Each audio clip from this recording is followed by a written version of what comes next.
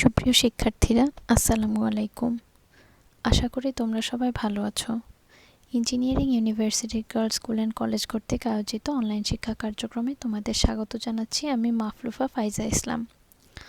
তো আমাদের আজকের লেকচার টপিক হচ্ছে তোমাদের ইংলিশ ফর টুডে বইয়ের ইউনিট 11 লেসন 3 ইমাজিনারি ট্রাভেল।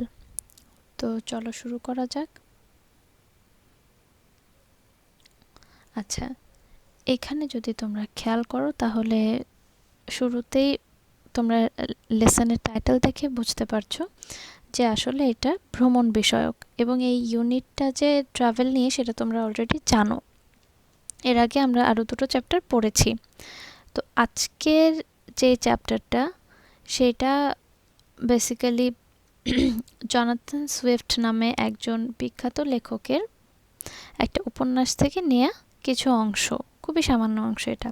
তো ইমাজিনারি ট্রাভেল বলতে আমরা যেটা বুঝি যে কল্পনায় ঘুরে বেড়ানো, মানে একটা জিনিস লেখা মানে এই না যে লেখককে ঠিক ওই জায়গায় যেতে হবে, ওটার অভিজ্ঞতা তার থাকতে হবে। লেখক এক জায়গায় বসেও আরেক জায়গার অনেক কিছু কল্পনা করে নিতে পারেন। তো এই ওয়ার্ম আপ অ্যাক্টিভিটিতে শুরুতেই তোমাকে ওইভাবে বলছে যে মনে করো যে তুমি এই মুহূর্তে লন্ডন বা নিউ ইয়র্কের একটা রাস্তা ধরে হাঁটছো। তো এটার এক্সপেরিয়েন্সটা কেমন হবে সেটা তোমাকে বলতে বলছে বা লিখতে বলছে, যেটা কিনা ঢাকার থেকে আলাদা। আচ্ছা, এখানে ইন্ট্রোডাকশন যেটা আছে সেটা যদি আমরা পড়ি তাহলে দেখতে পাবো যে travel can be imaginary as well. Authors would sometimes make imaginary voyages to strange places and draw pictures of people and places, manners and morals. Jonathan Swift's Gulliver's Travels is an example of imaginary travel. আচ্ছা, তার মানে আমরা এটা কি বললাম যে বুঝলাম যে ভ্রমণও আসলে কল্পিত হতে পারে। তো লেখকেরা প্রায়ই এটা করে থাকেন। তারা অনেক ইমাজিনারি বা আননোন এরকম ভ্রমণ সম্পর্কে লিখে থাকেন, যেখানে কিনা তারা অদ্ভুত অদ্ভুত জায়গায় যান, সেখানকার মানুষের ব্যাপারে একটা তাদের লেখার মাধ্যমে একটা চিত্র অঙ্কন করেন। ঠিক আছে, সেই জায়গার মানুষের, সেই জায়গার বিভিন্ন রীতিনীতির, বিভিন্ন মূল্যবোধের। ঠিক আছে, তো জনাথন সুইফটের গালিভার্স ট্রাভেলস, যেটা কিনা 1726 সালে প্রকাশিত হয়েছে, এটাও একটা সেরকমই ইমাজিনারি ট্রাভেলের উদাহরণ। Swift created a fictional traveler named Lamuel Gulliver, a ship doctor who visited the lands of the Lilliputs and Brobdingnags and the island of Laputa. These are all fictitious places inhabited by imaginary people. The travels here, however, carry a serious purpose. They reveal truths about human nature. For example, even today, human life is poisoned by evils such as racism, religious extremism, bigotry, etc.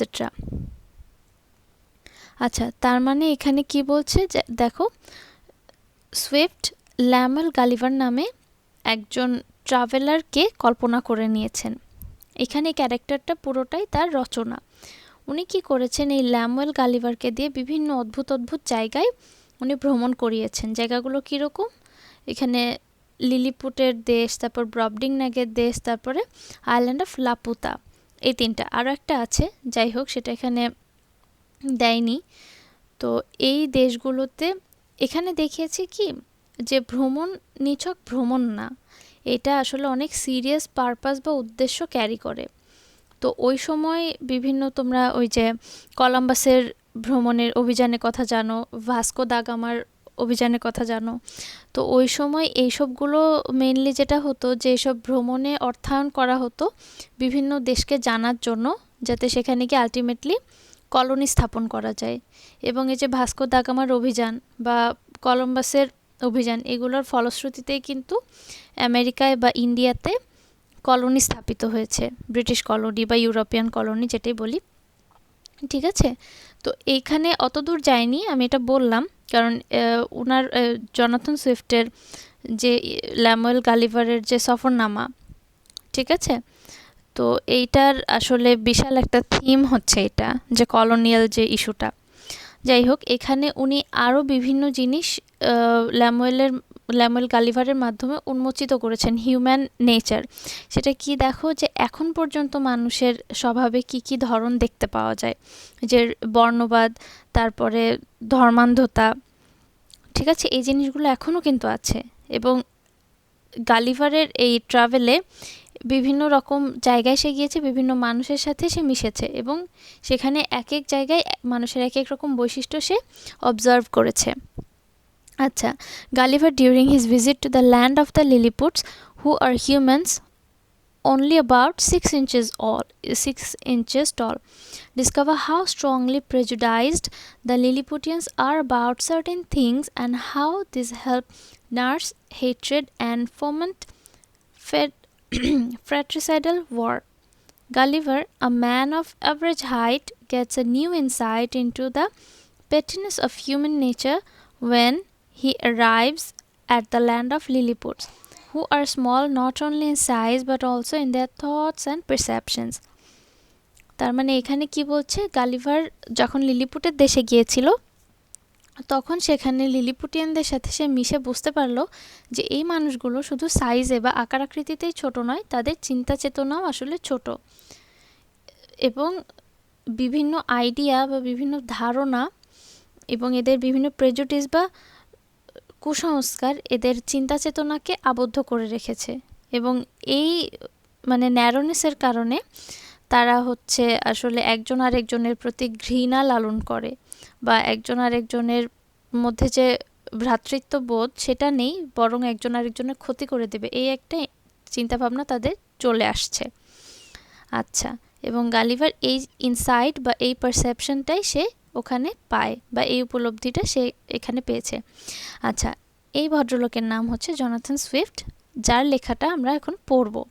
উনি জাতিতে British, এবং ওনার এই যে এই বিখ্যাত রচনাটি Gulliver's travels, এটা অনেক বিখ্যাত একটা উপন্যাস।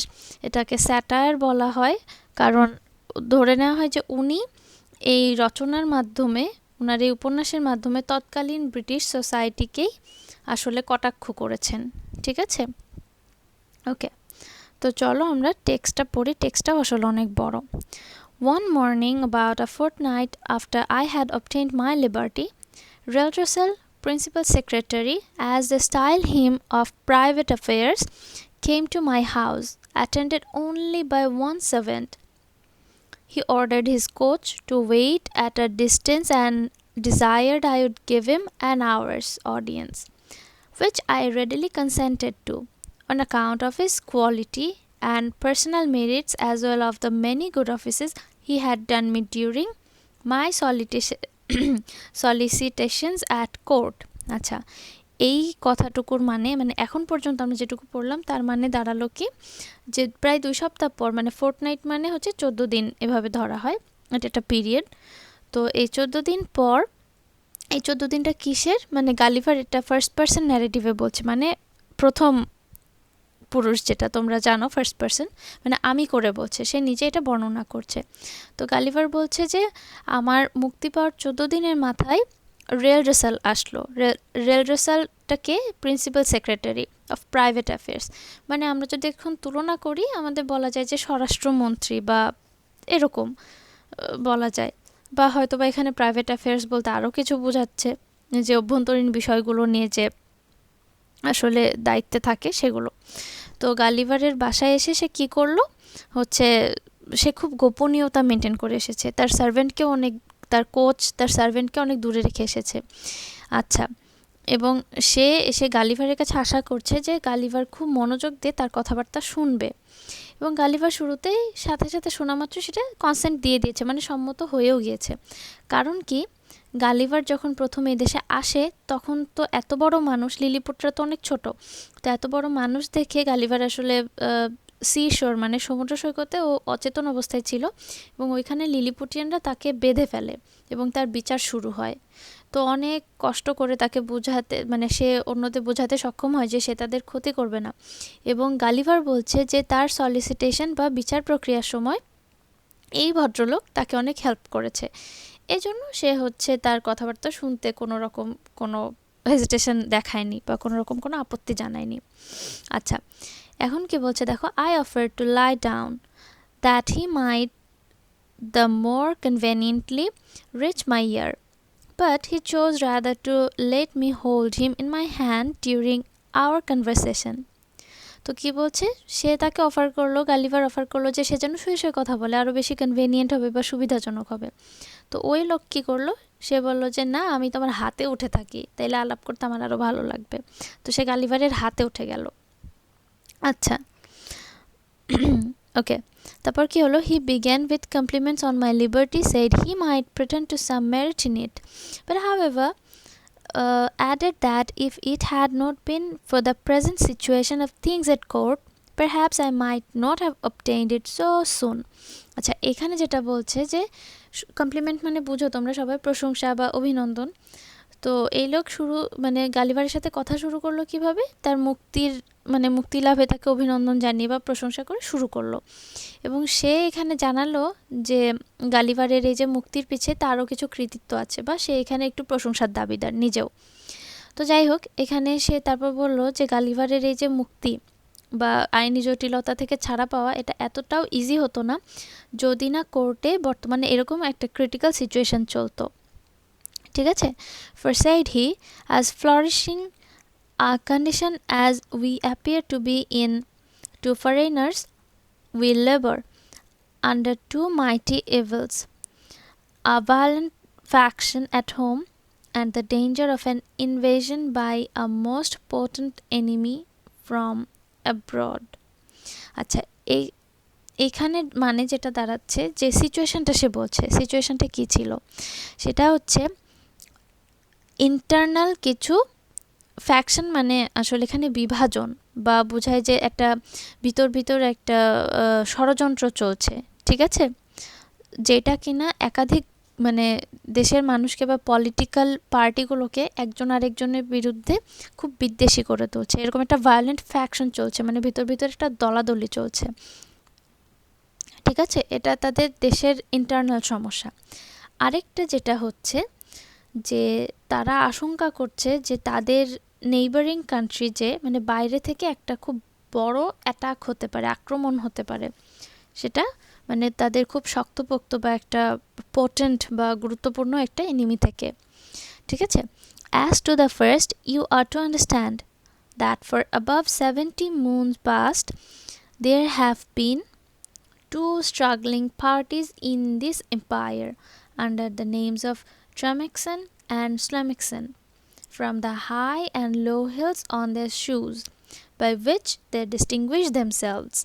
আচ্ছা, এটার মানে দাঁড়াচ্ছে যে প্রথম বিষয়টা মানে বলা যায় যে প্রায় 70 বছর, মানে 70 মুন পাস্ট ওরকমই বোঝায় হয়তো। তো যাই হোক, এইরকম এতগুলো বছর ধরে দুইটা রাজনৈতিক দলের মধ্যে খুব রেষারেষি চলে আসছে, মানে এই দেশের দুটো রাজনৈতিক দল বা এই সাম্রাজ্যের দুটো রাজনৈতিক দল, যাদের নাম হচ্ছে কি ট্রামেক্সেন এবং স্ল্যামেক্সেন। এবং এরা নিজেদের মধ্যে পার্থক্যটা কিভাবে করে দেখো, হিলস অন দেয়ার শুজ, মানে জুতার হিলের উচ্চতার উপর নির্ভর করে এরা একজন আরেকজনের মধ্যে তফাৎ তৈরি করে। ঠিক আছে, এখানে দেখো কিছু ছবিও আছে। এখানে ওই যে প্রথম ছবিটা দিয়ে একটু ট্রাভেলের মতন বোঝাচ্ছে, দ্বিতীয় ছবিটা দিয়ে আসলে একটা সভ্যতা বা একটা প্লেস এরকম বোঝাচ্ছে যে কত স্ট্রেঞ্জ ল্যান্ড আছে দুনিয়ায়।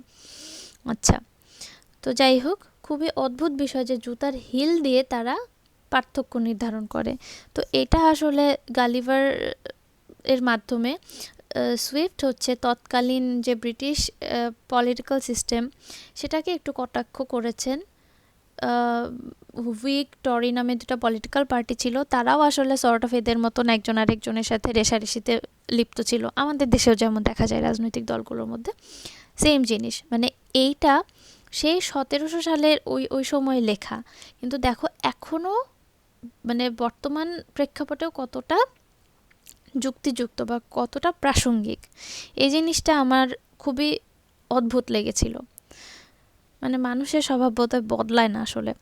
দেখো এখানে একটা ছবি দিচ্ছে, যে আমি শুরুতে যেটা বলছিলাম যে গালিভারকে বেঁধে ফেলেছিল, এই জিনিসটা, মানে ও অজ্ঞান অবস্থায় জাহাজ ডুবিতে জাহাজ রেক হয়, শিপরেকে ও হচ্ছে ভেসে সিশোরে চলে আসে, তখন অজ্ঞান ছিল, তখন এই যে লিলিপুটিয়ান্সরা ওকে এরকম বেঁধে ফেলে। যাই হোক, it is alleged indeed that the high hills are most agreeable to our ancient constitution.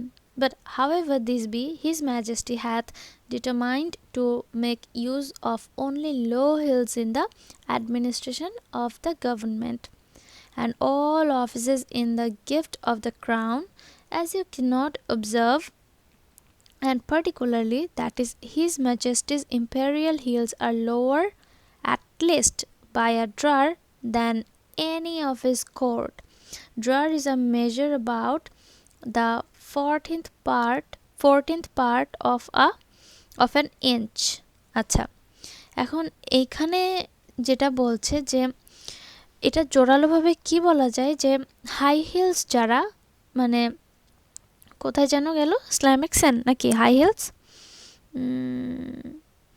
হ্যাঁ হাই হিলস হয়তো বা ট্রামেক্সেন, যাই হোক, তো হাই হিলসের ওরা হচ্ছে তাদের ওল্ড যে কনস্টিটিউশন মানে সংবিধান, পুরনো সংবিধান বা পুরনো নিয়মকানুন, সেটার প্রতি অনেক বেশি কি বলা যায় অনুগত, ঠিক আছে। কিন্তু দেখা যায় যে হিজ ম্যাজেস্টি মানে এখন বর্তমানে যে রাজা, সে আসলে তার অফিসিয়াল নির্ধারণে বা অফিসিয়াল চাকরিতে, মানে তার আশেপাশে কারা থাকবে এই ক্ষেত্রে শুধু লো হিলসদেরকে প্রায়োরিটি দিয়েছে, ঠিক আছে, মানে সরকার এর প্রশাসন চালানোর জন্য। ওকে, তো এইখানে এবং এই সমস্ত চাকরি আসলে রাজার আন্ডারে, মানে উনি যা চাইবেন সেরকমই হবে। এবং মানে বলছে যে তুমি হয়তো বা ঠিক মতন খেয়াল করোনি, কিন্তু যদি খেয়াল করো তাহলে দেখবে যে ম্যাজেস্টিস মানে রাজার ইম্পেরিয়াল হিলস আসলে তার অন্যান্য সভাসদ যারা মানে হাই হিলস যারা আছে তাদের থেকে আসলে ড্রার ছোট, মানে এক ড্রার ছোট। ড্রার কি জিনিস দেখো, 1 ইঞ্চিকে 14টা ভাগ করলে তার 1 ভাগ হবে 1 ড্রার, ঠিক আছে। তো এই অফিসিয়াল এখানে যে রেল রেসাল, সে আসলে তার রাজার সম্পর্কে বলছে যে রাজা নিজেও লো হিলসের সমর্থন করেন আর কি। তো যাই হোক, the অ্যানিমোসিটিস between these two parties run so high that they will neither eat nor drink nor talk with each other. We compute the Tramaxan or high hills to exceed us in number, but the power is wholly on our side. আচ্ছা, এইখানে কি বলছে, this animosity মানে এই শত্রুতা বা একে অপরের প্রতি বিদ্বেষ যেটা, সেটা এত বেশি যে তারা একসাথে খাবে না, ড্রিঙ্ক করবে না, একে অন্যের সাথে কথা বলবে না, মানে যা আমাদের দেশের রাজনৈতিক দলের অবস্থার মতোই, দেখেছো। তো we compute the Tramecksan or high heels, মানে হাই হিলস হচ্ছে ট্রাম্যাক্সান যারা, তারা। তো এই ভদ্রলোক মানে রেল রেসাল বলছে যে আমরা ধারণা করছি বা আমরা জানি যে হাই হিলস বা ট্রাম্যাক্সান হচ্ছে সংখ্যাগরিষ্ঠ, মানে কোর্টে ওরাই সংখ্যাগরিষ্ঠ, কিন্তু মানে আমাদের চাইতে বেশি, কিন্তু আসলে পাওয়ারটা মেনলি আমাদের কাছে। আমরা বলতে কি, রেল রেসাল হয়তো বা নিজেও একজন লো হিলস, তো সেটাই বলছে যে হাই হিলস যতই সংখ্যায় বেশি থাকুক, লো হিলসরা তো আসলে অ্যাডমিনিস্ট্রেটিভ পাওয়ারে আছে, তাই না। তো পাওয়ারটা আসলে পুরোটা আমাদের হাতে। We apprehend his imperial highness the year to the crown to have some tendency towards the high hills. At least we can plainly discover one of his hills higher than the other, which gives him a hobble in his gait. আচ্ছা, এখানে যেটা বলছে যে আমরা ধারণা করছি যে his ম্যাজেস্টিস air মানে তার উত্তরাধিকার যে হবে, মানে রাজপুত্র যে হবে, তার একটু হাই হিলসদের প্রতি দুর্বলতা আছে বা তার একটা টেন্ডেন্সি আছে যে সে হাই হিলসদেরকে সাপোর্ট করবে। মানে সেটা খুব প্লেনলি বোঝা যায় বা স্বাভাবিকভাবে বা সাধারণ চোখে তারা কিভাবে বুঝতে পারে, কারণ ওই উত্তরাধিকার বা ওই রাজপুত্রের হিলস দুইটা দুই রকম, একটা হচ্ছে তার বাবার মতন লো হিলস আর একটা হচ্ছে একটু হাই হিলস, মানে দুই জুতার দুই রকম হিল, মেজারমেন্টটা দুই রকম। এবং এই অদ্ভুত দুই রকম হিল হওয়ার কারণে তার চলাচল একটা অসঙ্গতি দেখা দেয়। এই যে gave him a hobble in his gait, মানে চলতে একটু জবুথবু ভাব, একটু এলোমেলো ভাব চলে আসে। ইন হিজ গেট মানে তার চাল চলনে একটা অস্বাভাবিকতা তৈরি হয়। নাও in the midst of this intestine disquiets we are threatened with an invasion from the island of Blefusco. আচ্ছা, ইন্টেস্টাইন ডিসকোয়াইটস এইটা বলতে আসলে ইন্টেস্টাইন মানে তোমরা যারা এখানে সায়েন্সের আছো বা ইভেন বিজ্ঞান যারা পড়েছো সবাই জানো, মানে যে পেটের ভিতরে যে নাড়িভুঁড়ি আছে ক্ষুদ্রান্ত বৃহদন্ত্র, এই অন্ত্রগুলির কথা বলছে। তার মানে একদম ভেতরের ইন্টেস্টাইন ডিসকোয়াইট মানে কি, মানে পেটে গন্ডগোল, একদম ভিতরে গন্ডগোল। তো এখানে এই ইন্টেস্টাইন ডিসকোয়াইট বলতে দেশের অভ্যন্তরীণ যে ঝুট ঝামেলা সেটাকে বোঝাচ্ছে। তো বলছে এই এত গন্ডগোলের মাঝখানে আবার ব্লেফুস্কো থেকে একটা ইনভেশন তারা ধারণা করছে। ইনভেশন মানে বাইরে থেকে হামলা বা অ্যাটাক, আমরা যেটাই বলি, ঠিক আছে। তো which is the other great empire of the universe, almost as large and powerful as this of his majesty. তো এখানে বলছে আইল্যান্ড অফ ব্লেফুস্কো তাদের উপর আক্রমণ চালাতে পারে এবং এইটা কিনা ইউনিভার্সের আরেকটা গ্রেট এম্পায়ার, এবং ঠিক লিলিপুটিয়ানদের ল্যান্ডের মতোই শক্তিশালী, মানে এদের যে রাজা তাদের যে রাজ্য সেটার মতোই অলমোস্ট শক্তিশালী। For as to what we have heard you affirm, that there are other kingdoms and states in the world inhabited by human creatures as large as yourself. Our philosophers are in much doubt and would rather conjecture that you dropped from the moon or one of the stars, because it is certain that 100 mortals of your bulk would in a short time destroy all the fruits and cattle of His Majesty's dominions.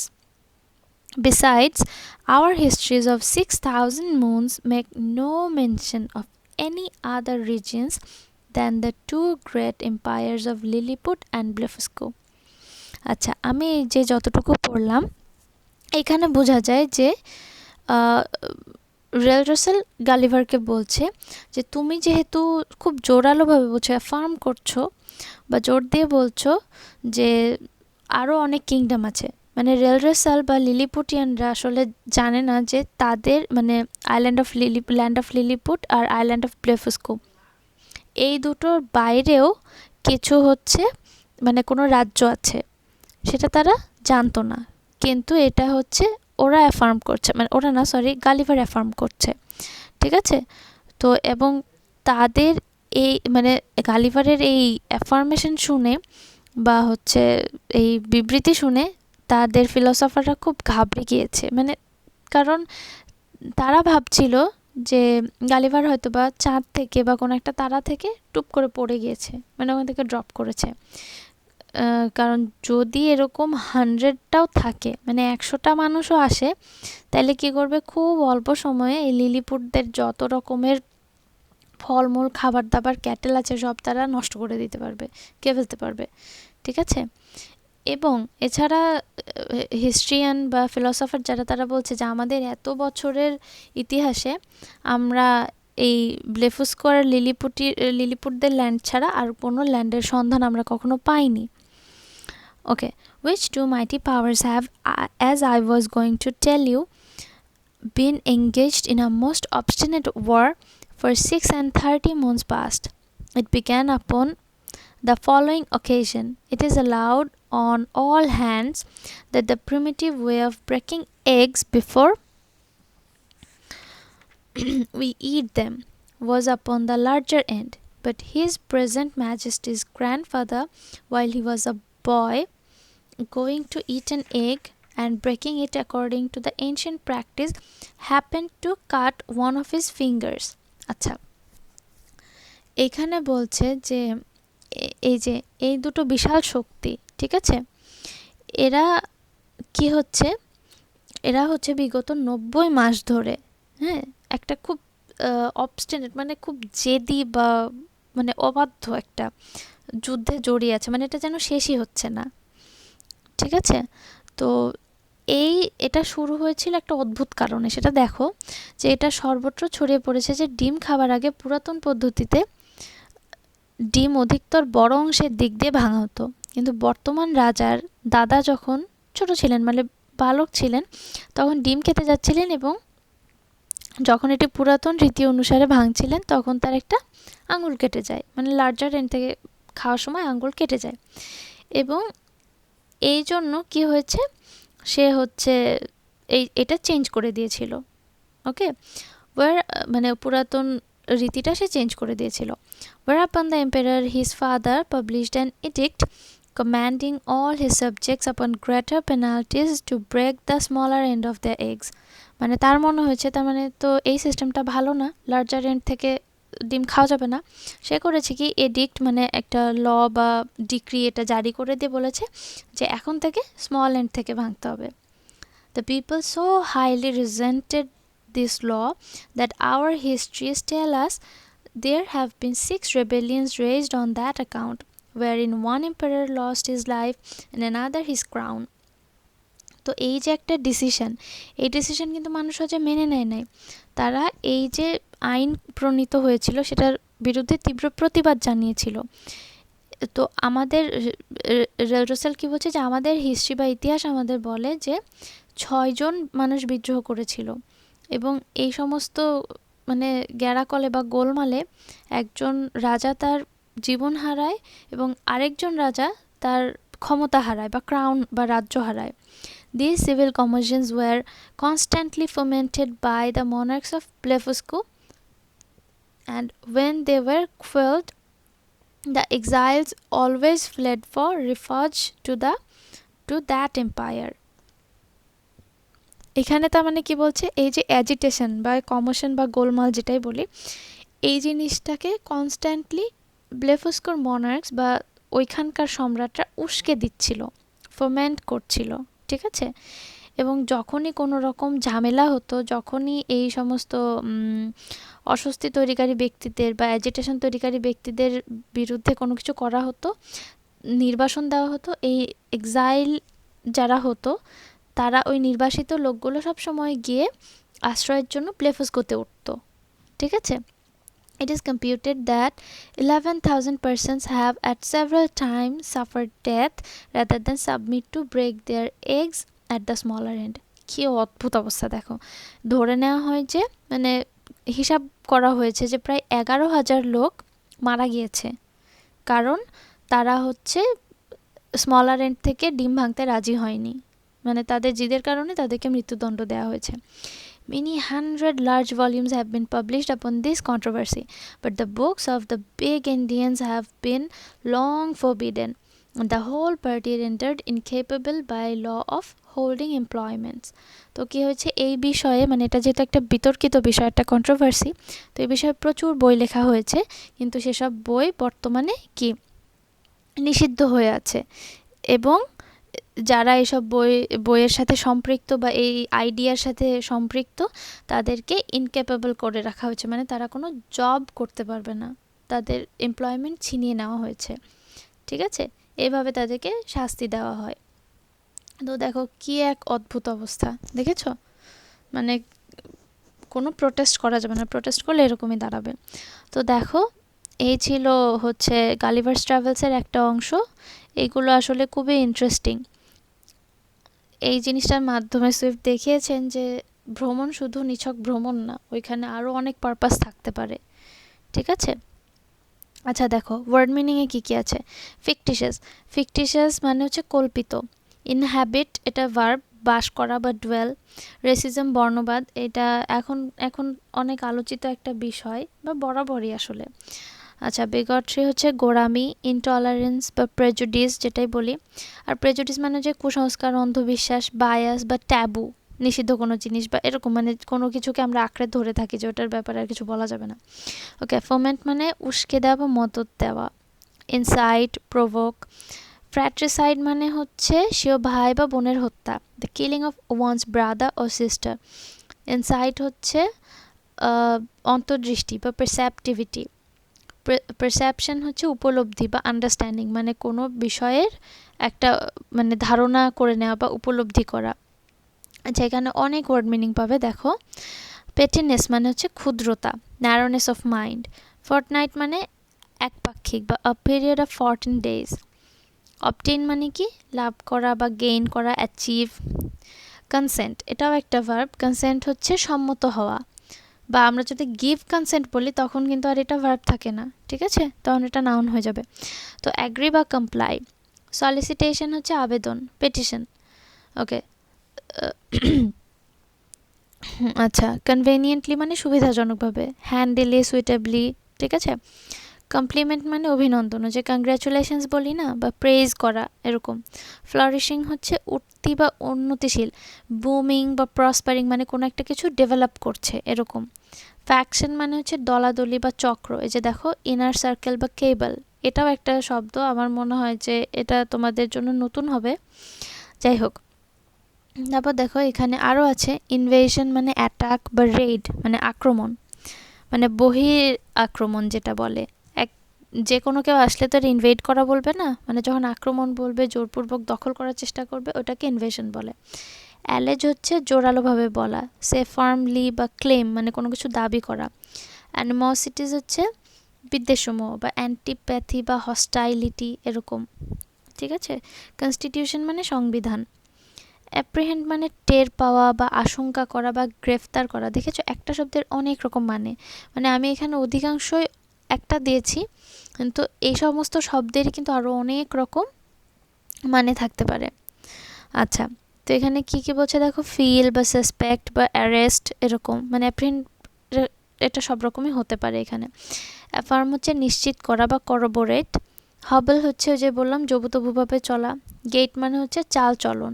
ডিপোর্টমেন্ট, ঠিক আছে, walk বা ডিপোর্টমেন্ট মানে চলার ধরন যেটা।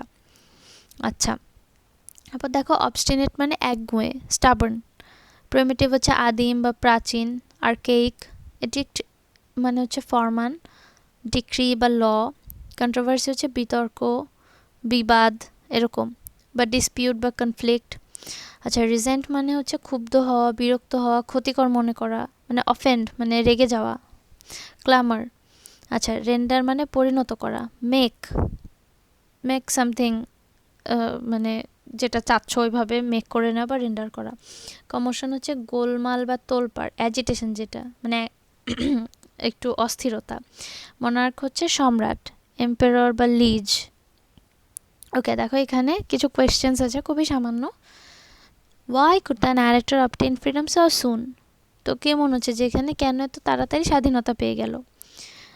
The narrator could obtain freedom without delay for two reasons. Firstly, the country was involved in a domestic conflict. Secondly, it was in the danger of being invaded by its most powerful neighboring country. ঠিক আছে, আশা করি বুঝতে তোমাদের সমস্যা হয়নি। Next কোয়েশ্চেনটা দেখো, what is the connection of high heels and low heels with the two struggling parties under the names of Tramecksan and Slamecksan? আচ্ছা, প্রশ্নটা একটু গালভরা হলেও আসলে খুবই সোজা সাপটা প্রশ্ন এটা, ঠিক আছে, মানে একটু ঘুরিয়ে দিয়েছে যে হাই হিলস আর লো হিলসের তফাৎ কি, আসলে বেসিক্যালি এটাই জিজ্ঞেস করেছে, বা ওরা কারা। তো দেখো, high heels and low heels stand for the distinction between two struggling parties, Tramecksan and Slamecksan. মানে ট্রামেক্সন আর স্ল্যামেক্সন হচ্ছে দুটো পার্টি, আর হাই হিলস বা লো হিলস এই দুটো হচ্ছে তাদের মধ্যকার যে ডিফারেন্স বা মতভেদ সেটাকে ইন্ডিকেট করে, ঠিক আছে। আচ্ছা, what does the narrator want to mean through the animosity between Tramecksan and স্ল্যামেক্সন?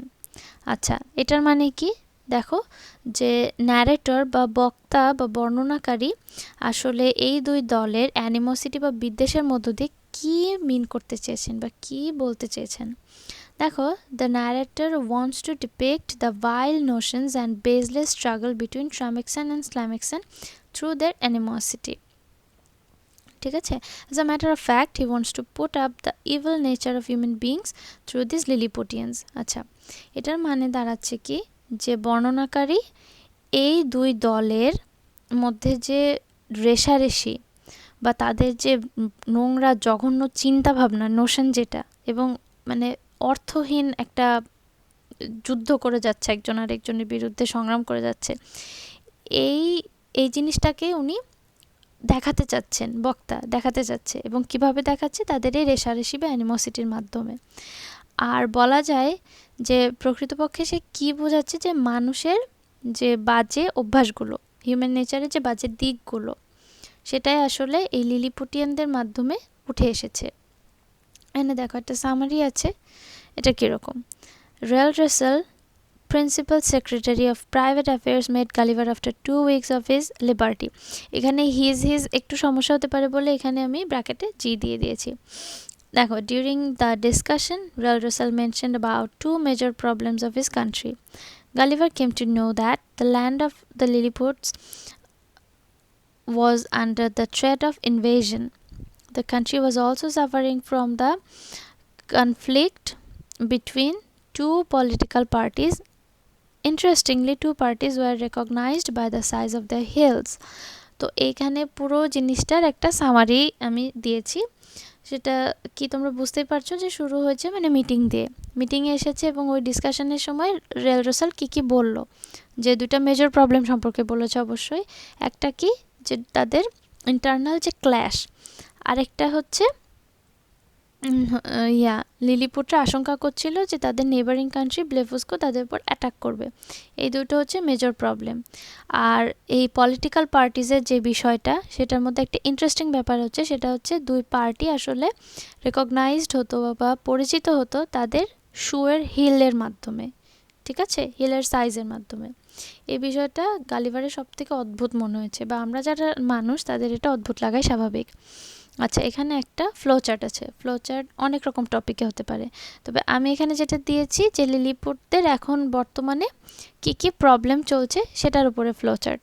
দেখো, a great enmity going on between Tramixen and Slamixen, two parties following different constitution. তারপর Tramixen and Slamixen avoiding each other, the king favoring the high hills, undergoing internal agitation, Blefuscu planning to invade the land of Lilliputs. আচ্ছা, এখানে তোমরা খেয়াল করলে দেখো যে major problem দুইটা। তো আমরা তো শুধু দুইটা লিখলে আমাদের এখানে এই ফ্লোচার্টটা শেষ হবে না। এই জন্য প্রবলেমগুলোকে আমরা ভেঙে ভেঙে অনেকগুলো প্রবলেম মানে সাব প্রবলেম বা ছোট ছোট প্রবলেমে পরিণত করে নিয়েছি, ঠিক আছে।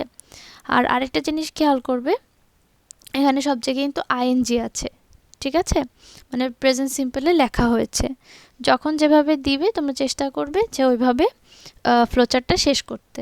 আর আরেকটা জিনিস অবশ্যই মাথায় রাখবে, ফ্লোচার্টে কিন্তু কখনো পুরো সেন্টেন্স লিখতে হয় না, মানে যে সেন্টেন্সের নর্মাল যে ফরমেশনটা, স্ট্রাকচারটা, যে সাবজেক্ট ভার্ব অবজেক্ট এই জিনিসটা যেন না হয়, ঠিক আছে, ক্লজের মতো করে লিখতে হয়। আচ্ছা, তো এই ছিল আমাদের আজকের লেকচার। তোমরা এটা সবাই পড়ে নিবে, বাসায় ভালো করে একটু প্র্যাকটিস করবে। তো আমরা বই তো মোটামুটি শেষ করে ফেলেছি, এখন আমরা বিভিন্ন টপিক, ফার্স্ট পেপারের বিভিন্ন টপিক আমরা এরপর থেকে প্র্যাকটিস করব। কেমন? সবাই ভালো থেকো, সুস্থ থেকো।